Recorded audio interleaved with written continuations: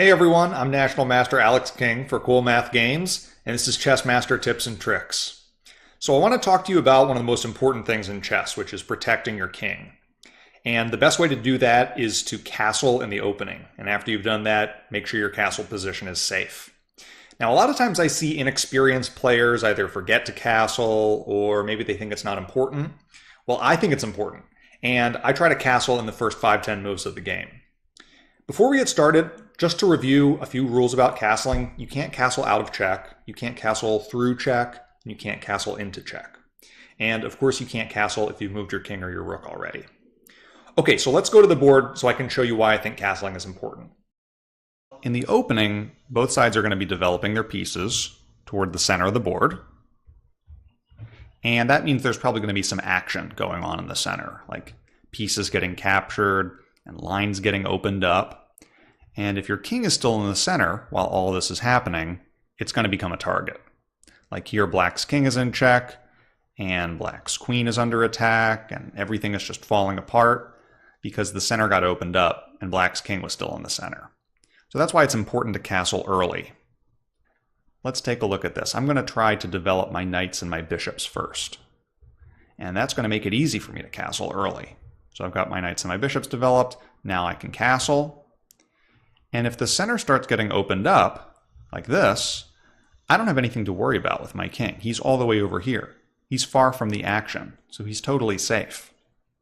Plus, now that we've castled, we can develop our rooks and use those to attack the center. So a good rule of thumb for castling is to try to castle in the first 5-10 moves of the game. If you get to like move 10 and you still haven't castled, take a moment and look at your king and think, is he really safe or not? All right, now what about castling on the other side, which is called castling queenside or castling long? So there's nothing wrong with that, but it is going to take a little bit longer. So it's a little bit less common.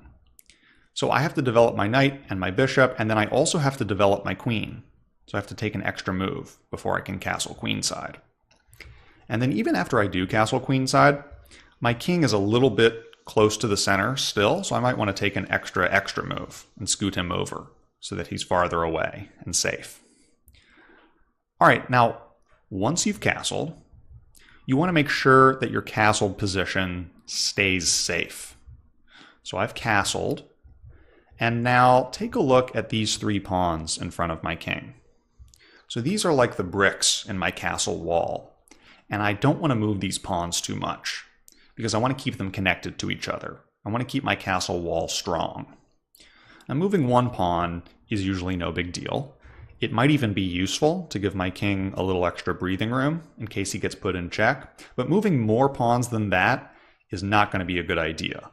Like this is very bad. Black can just crash through, boom, and just break down our castle wall. And now look, like our king is in check, and our knight is under attack.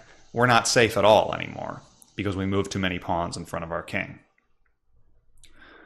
All right, now just like all rules, we don't want to be following this rule about castling early, like mindlessly, without looking at the rest of the board.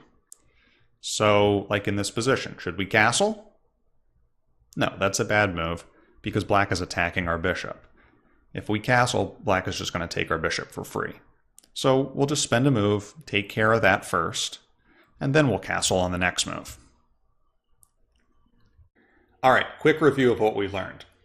Castle in the first 5-10 moves, so your king is safe and to develop your rook. If your opponent hasn't castled, look for a way to attack his king in the center.